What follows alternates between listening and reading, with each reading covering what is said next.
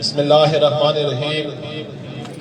मुअज़्ज़ज़ और मुहतरम एडमिनिस्ट्रेशन, मेहमान गिरामी, काबिल कदर मेंबरान स्टाफ, अज़ीज़ तलबा और तालिबात, अस्सलाम वालेकुम। बस टाइम इंतहाई शॉर्ट है, मैं ज़्यादा टाइम नहीं लेता। मैं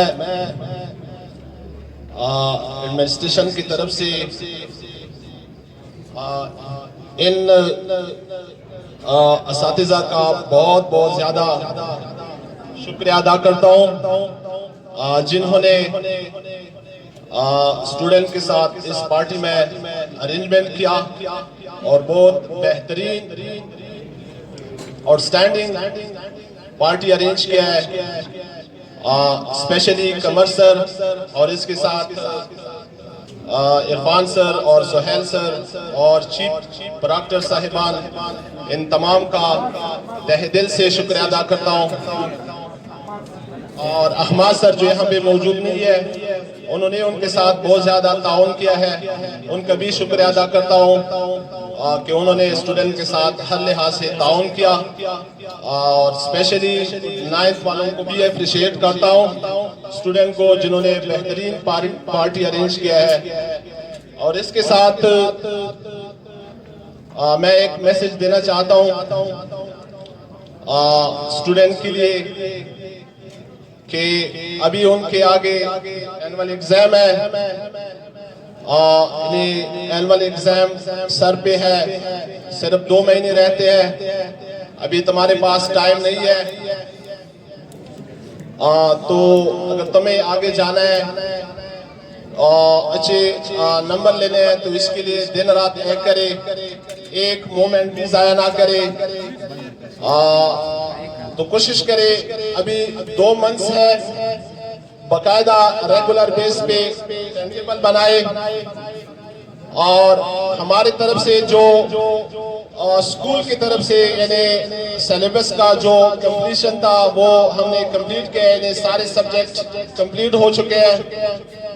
इसके अलावा अभी हमारी जिम्मेदारी है कि वो ठीक तरह से काम करे, यानी एग्जाम के लिए तैयार हो जाए। और आखिर में मैं 2-3 अशार पेश करना चाहता हूँ, वो गौर से सुने। दिल ने किया है कसरत, सफर घर समेट लो, जाना है इस दियार से मंजर समेट लो। तुमने सामान बांध रखा है, अब इजाजत की क्या जरूरत है। जिंदगी का फलसफा भी कितना अजीब है, शामें काटती नहीं और साल गुजरते चले जा रहे हैं। अजीज स्टूडेंट, लास्ट एक बार फिर मैं ये मैसेज देना चाहता हूँ कि एक कौल है कि तालीम के बगैर तरबियत और तरबियत के बगैर तालीम भी मकसद है। तो कोशिश करें कि सबसे जरूरी चीज है वो अखलाक है, डिसिप्लिन है, कैरेक्टर, फिर बाद में एजुकेशन है। तो कोशिश करें, आगे तुम्हें कॉलेज में जाना है, यूनिवर्सिटी में जाना है, तो सबसे जरूरी चीज है वो कैरेक्टर है, अखलाक है। तो इसका ख्याल रखें। और इसके साथ एक बार फिर कमर सर और इसके साथ जो टीम है उन तमाम का मैं शुक्रिया अदा करता हूं कि उन्होंने एक बेहतरीन फेयरवेल पार्टी अरेंज किया है। Thank you very much.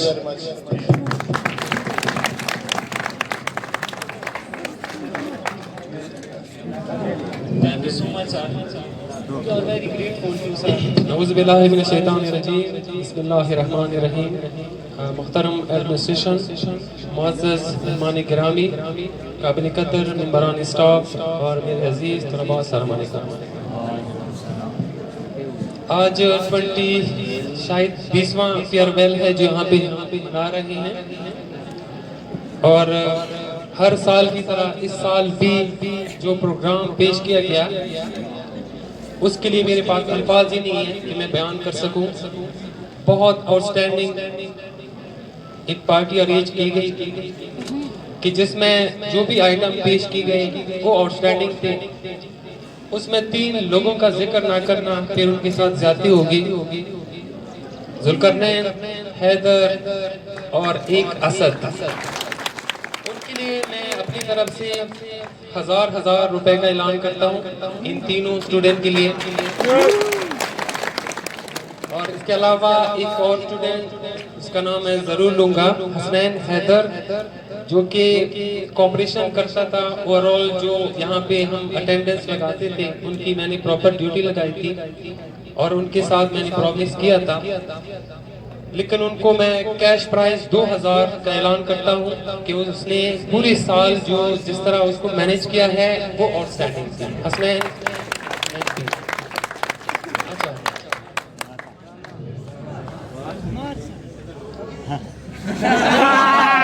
इसके अलावा जो Qamar sir, Ahmad sir, Irfan sir, इनका नाम ना लेना भी ज्यादा होगी। इन्होंने जिस तरह प्रोग्राम को अरेंज किया है काबिल-ए-दीद है, दाद के काबिल है ये सारे लोग।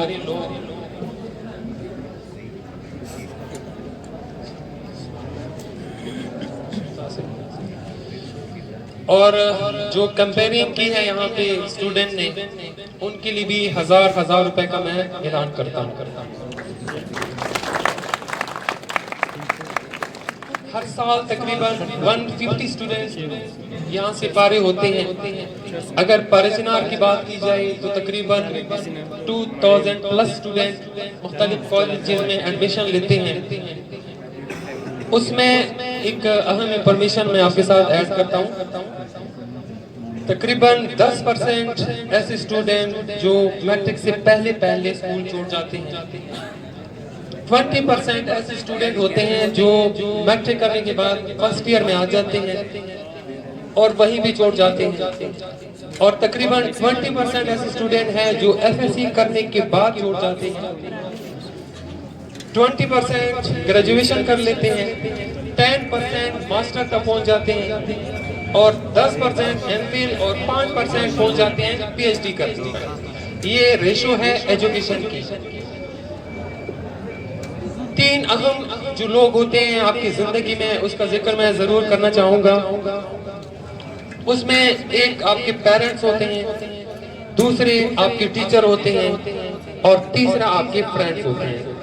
अगर कोई ऐसा बंदा जिनको ये तीनों ही अच्छे मिलते हैं, परफेक्ट मिलते हैं, तो वो स्टूडेंट उन बुलंदियों तक पहुंच जाता है जिसने कभी उसका सोचा भी नहीं होता है। कहीं पे किसी को पेरेंट्स अच्छे नहीं मिलते, अच्छे मिलने से मतलब उसको कहीं शॉप पे बिठा देते हैं या फिर की दीवारी में लगा देते हैं कि छोड़ो पढ़ाई, आप हमारे साथ काम करो। उनकी ये बदकिस्मती होती है।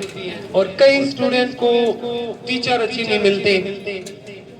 अक्सर ये देखा जाता है, बाद में कंप्लेन करते हैं स्टूडेंट कि उस टीचर से हमने ये पढ़ा है इसलिए हमें ये चीज नहीं आती। उसकी कमी एंड तक रहती है। और तीसरे सबसे इम्पोर्टेंट मैं कहता हूँ उसके दोस्त होते हैं। जब आप मैट्रिक कर लेते हैं, हॉस्टल में भी ये बंदा आपके साथ होता है, कॉलेज में भी साथ होता है, इवन जब आप सफर करते हैं वहां पे भी ये साथ होता है। यानी 24 घंटे ये बंदा आपके साथ है। अब सवाल ये उठता है कि आपको ये पॉजिटिव दोस्त किस तरह मिलेंगे, आपने दोस्तों की सिलेक्शन किस तरह करनी है, ये एक अहम बात है।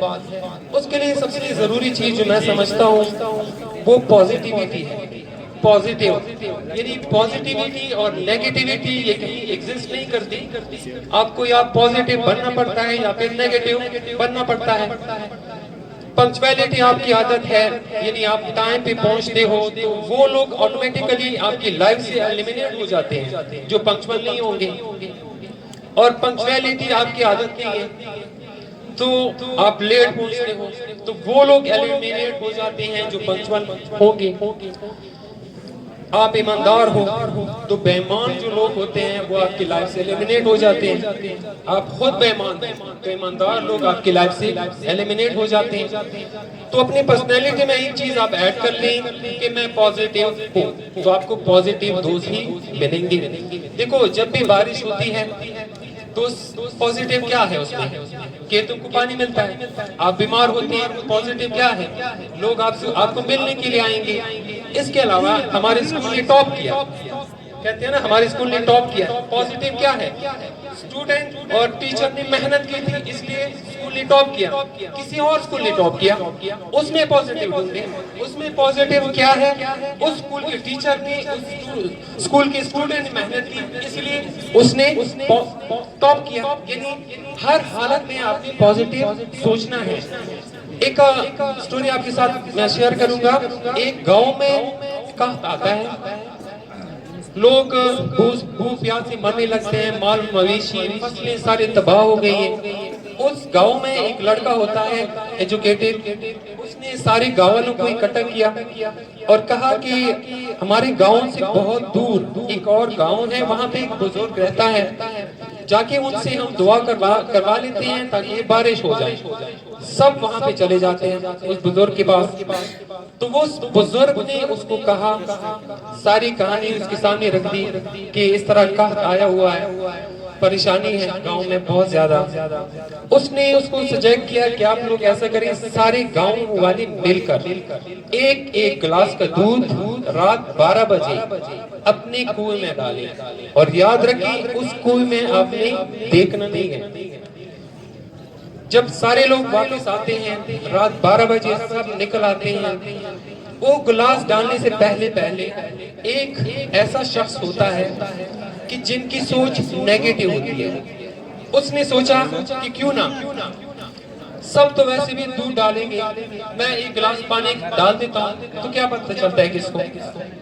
इसी तरह उसने एक गिलास पानी का डाला और सबने डाला दूध। सुबह जब होती है तो ये लोग बड़े खुश होते हैं कि जब सुबह आएगी तो बारिश हो चुकी होगी।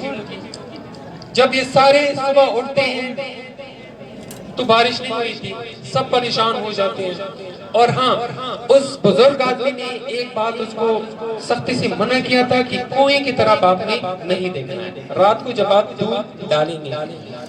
और सुबह जब बारिश नहीं होती है तो सारे गाँव वालों ने सोचा कि अब तो वो शर्त जो उसने रखी थी उसकी जरूरत ही नहीं है, बारिश तो हुई नहीं, क्यों ना हम उस कुएं में जाके देखें कि बारिश की रीजन क्या है कि नहीं हुई। सब जब वहां पे आ जाते हैं, आप यकीन करें जो सोच उस एक बंदे के जहन में आई थी वो सारी सोच उस सारे गांव के जहन में आई थी।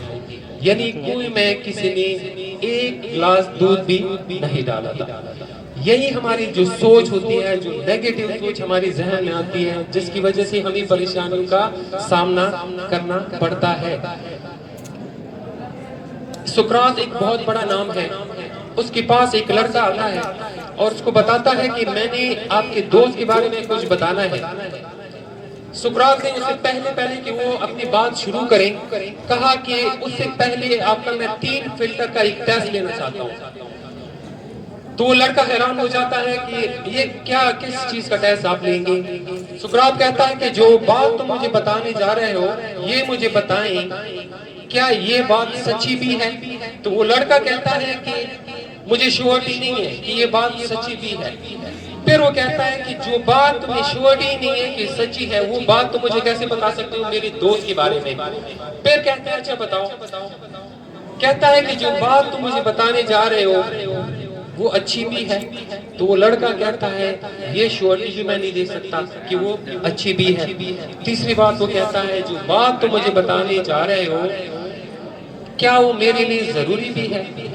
तो फिर वो लड़का कहता है कि नहीं, जो बात मैं आपको बताने जा रहा हूँ वो आपके लिए जरूरी है। तो फिर सुकरात कहता है कि ये बात बताने की जरूरत ही नहीं है, क्योंकि जो इन्फॉर्मेशन मुझे दे रहे हो उसके बारे में तुम्हें डाउट है। ये हमारे साथ जो होता है भाइयों के बीच में, दोस्तों के बीच में, कजन के बीच में, रिलेटिव्स के बीच में जो गलतफहमी क्रिएट होती है, इसलिए मौला का ये कॉल भी है कि रिश्ते कभी भी कुदरती मौत नहीं मरते, इंसान उसको खुद मारता है अपनी अना से, अपनी जिद से और अपनी गलत फहमी से। तो आपकी जो लाइफ में अगर इस तरह की कोई बात आती है तो कभी भी आपने इस पे ऊपर आपने ट्रस्ट नहीं करना है। हर एक इंसान की एक वैल्यू है, कीमत है। कभी कोई भी अपने आप को हेजिटेट ना करे, अपने आप को कमतर ना समझे, क्योंकि हर एक की एक वैल्यू है और उसके मुताबिक एक शख्स आता है और एक कीमती पत्थर एक बंदे के पास आता है, एक बुजुर्ग होता है, वो भी कि मेरी प्राइस बताओ कि मेरी वैल्यू क्या है। तो वो शख्स एक कीमती पत्थर उस लड़की को दे देता है और जाके कहता है कि इसको मार्केट में जाके बेच डालो, लेकिन याद रखो किसी को देना नहीं है, सिर्फ उसकी प्राइस मालूम करके आपने आना है। जब वो लड़का चला जाता है, सबसे पहले सब्जी फरोश वाले के पास जाता है और उसे कहता है कि ये पत्थर ले ले, इसके बदले आप मुझे क्या देंगे। तो सब्जी फरोश जो कहता है वो कहता है कि आप एक आलू की पूरी मैं आज के बदले आपको दे सकता हूँ। तो वो लड़का बहाना बना के वहां से गुजर जाता है, एक फ्रूट वाले के पास आता है, सेम फ्रूट वाला भी उसको यही कहता है कि पूरी दूंगा सेब की। तो वो कहता है नहीं मैं नहीं दे सकता। फिर वो बंदा आता है एक गोल्ड वाले के पास, गोल्ड वाला उसको कहता है कि मैं 50 लाख रुपए इस स्टोन के दूंगा। तो वो फिर भी इनकार करता है, फिर भी कहता है तो नेकलेस बनवा के भी दूंगा लेकिन ये पत्थर मुझे दे, फिर भी वो नहीं देता है। आखिर में जब वो आता है एक स्टोन बेचने वाले के पास जो कीमती पत्थर बेचता है, वो उठ खड़ा हो जाता है और एक कीमती चादर बिछा देता है और उस पत्थर को उस पर रख देता है और इससे मुहातिब होकर कहता है कि अगर मैं पूरी दुनिया भी बेच डालूं ना, पूरी दुनिया, तो इस पत्थर की वैल्यू मैं आपको नहीं दे सकता। तो सबक हमें ये मिलता है कि हर एक इंसान की वैल्यू है, लेकिन आप उसको यूज कहाँ पे करते हैं। अगर एक एजुकेटेड बंदा कहीं जाहिलों में बैठ जाता है तो वो जाहिल लोग इसे क्या कदर करेंगे। ये जब एजुकेटेड लोगों में बैठेंगे तो वही इसकी कीमत समझेंगे कि आप उस पर यानी आपकी वैल्यू का वो अंदाजा ही नहीं लगा सकता। तो हमेशा जहाँ भी आपने जाना है, खासकर 10th वाले, अपने दोस्तों की पहचान, अपने टीचर की रिस्पेक्ट, अपने पेरेंट्स की रिस्पेक्ट, अगर आपने एक कामयाबी हासिल करनी है, कुछ बन के दिखाना है, तो इन 3 रिश्तों को हमेशा अपने जहन में रखें। आखिर में मैं आपके लिए यही दुआ करूंगा कि आप लोग जहाँ भी जाएं हमारी दुआएं आपके साथ हैं। अल्लाह ताला आपको हमेशा कामयाब व कमरान करें। Thank you very much. Ayaz Ali बैठे हैं, इसके सामने बोलना हमारे लिए मुश्किल भी है, फिर भी चंद ख्यालात आपसे शेयर करूंगा। सबसे पहले ये जितनी भी एक प्रोग्राम को बनाने में जिसने हिस्सा लिया, जैसे सोहेल सर है, कमर सर, इरफान सर थे, इसके साथ हमारे स्कूल की टीचर थे और 9th वाले, इन सब का शुक्रिया अदा करता हूँ और उसको अप्रिशिएट करते हैं कि मैं रियली बता रहा हूँ कि हमने पार्टी दी कि क्योंकि आज मेरे ख्याल में 20वां बैच है इसका जो हो रहा है और मेरे भी 21 साल यहाँ पे हो गए। तो मैंने जिंदगी में पहली बार ऐसी पार्टी दी की है, जिंदगी में पहली बार, जो 9th वालों में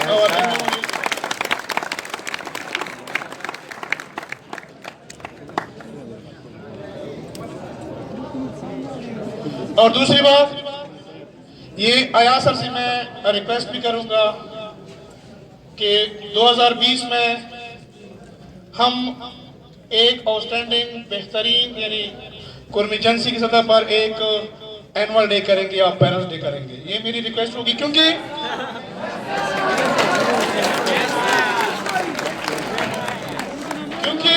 मैं खुद हैरान हूँ। ये जुल्करनैन को मैंने देखा, ये पता नहीं ये छुपा हुआ, ये बिल्कुल सामने भी नहीं आता था। एक और था ना मैं जिसने वो गाना गाया, यानी बच्चों को हमने देखा है, इसमें इतना हुनर है, इतनी क्वालिटी है कि ये मेरे ख्याल में यूनिवर्सिटी लेवल पर भी नहीं होता। इन लोगों ने जो आज 9th में किया है, तो मेरी रिक्वेस्ट होगी कि हम ऐसा एनुअल डे मनाए कि यही बच्चे जो इसमें ये पार्टिसिपेट भी करें, और ताकि पूरी कुर्मिजंसी वो देखे। इंशाल्लाह अयाज सर ने मुझे वहाँ से हाँ कहा, इंशाल्लाह आपका 2020 में आपका एक खूबसूरत एनुअल डे होगा। Thank you sir.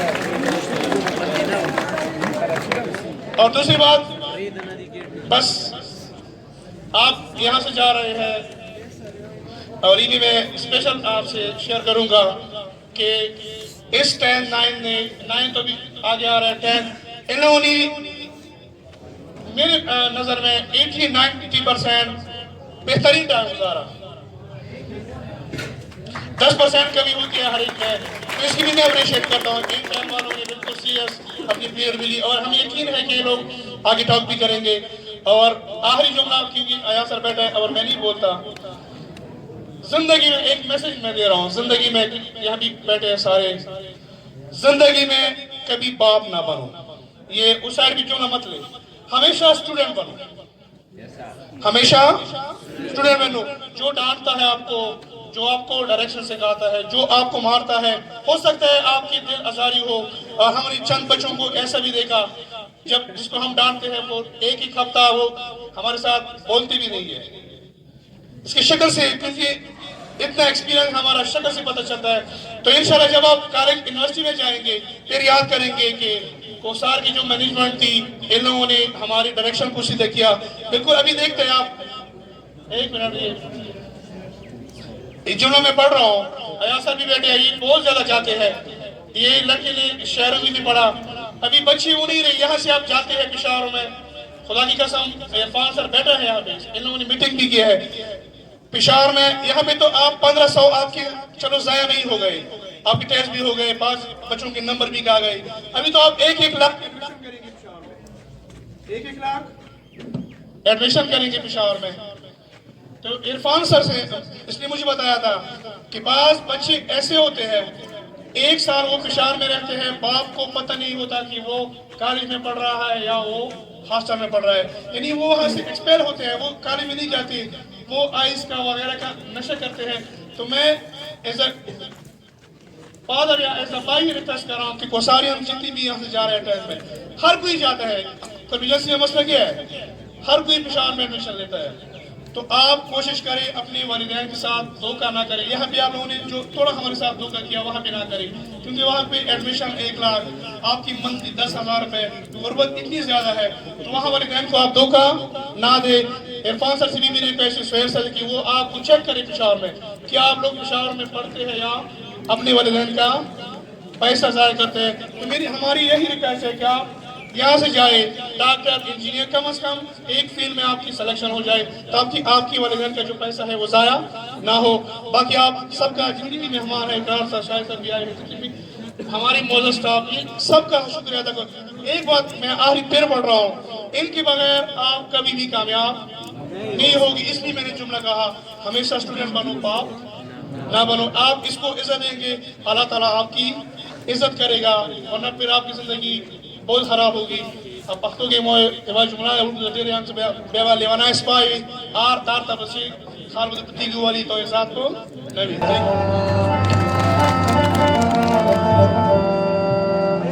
अशना जका राजोनात नूर ज़िंदगी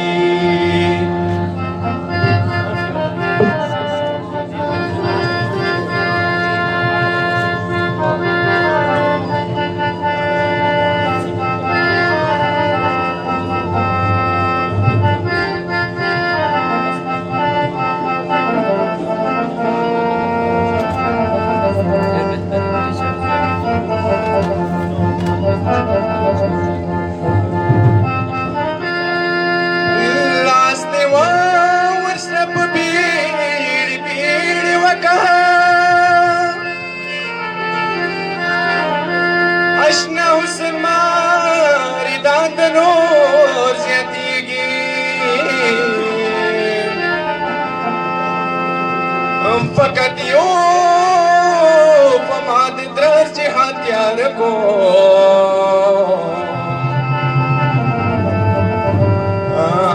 استاد راز دوستان د نور زیاتیږي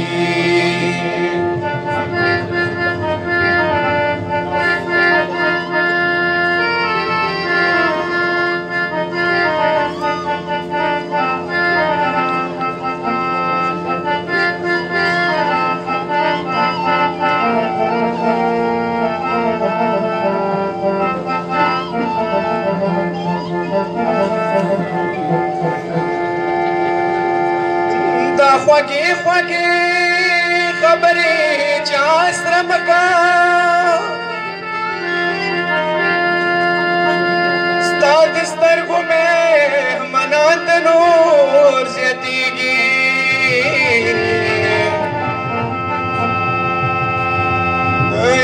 شمې څومره ده په خپل حسن شامي کا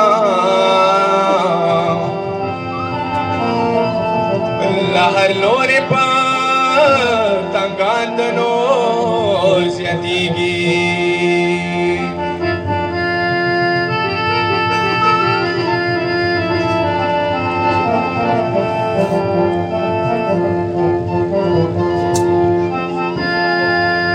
سر په بیړې بیړې یار نه خبر راوړه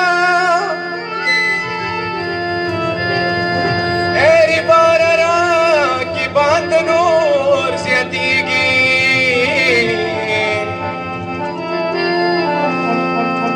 په دوی کې د حسن ساز غږیږي وای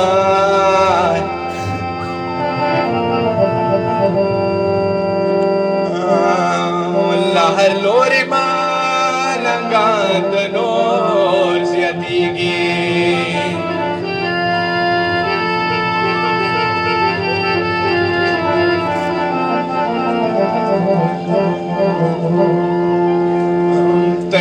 گل پرنگ ما بچکڑے سیام ستا ملنگ ما بچکڑے تیے گل پرنگ ما بچکڑے سیام ستا ملنگ ما بچکڑے تیے گل پرنگ ما بچکڑے سیام ستا ملنگ ما بچکے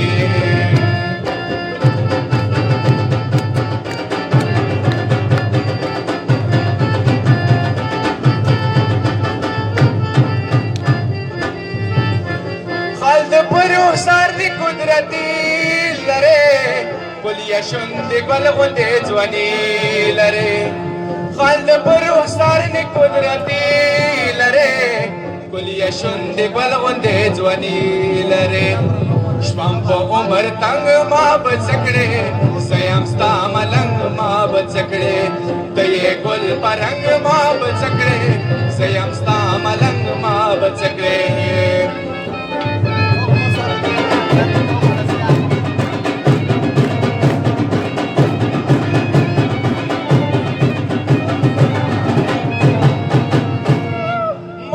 اشنستانه امیدونه دی خستی می دی حلق و تهمتونه دی ما خو اشنستانه امیدونه دی خستی می دی حلق و تهمتونه دی تلا چې لونګ ما بچکړې سیم ستا ملنګ ما بچکړې تیې ګل پرنګ ما بچکړې سیم ستا ملنګ ما بچکړې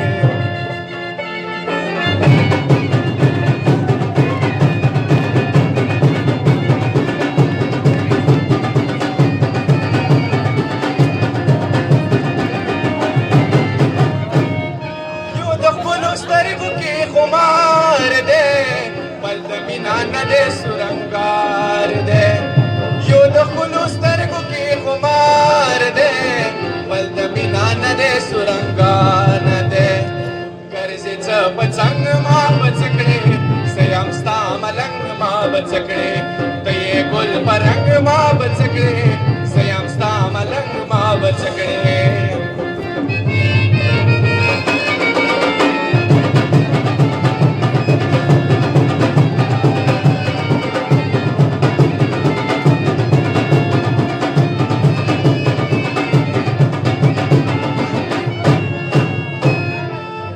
شمانن چې په خندا شپلې نه د عجیب جان د زړه دوا شولې بس د شمانن چې په خندا شولې ته د عجیب جان د زړه دوا شولې جوړ د کړم پتنګ ما به څه کړې ته یې ګل په رنګ ما به څه کړې ته یې ګل په رنګ ما به څه کړې زه یم ستا ملنګ ما به څه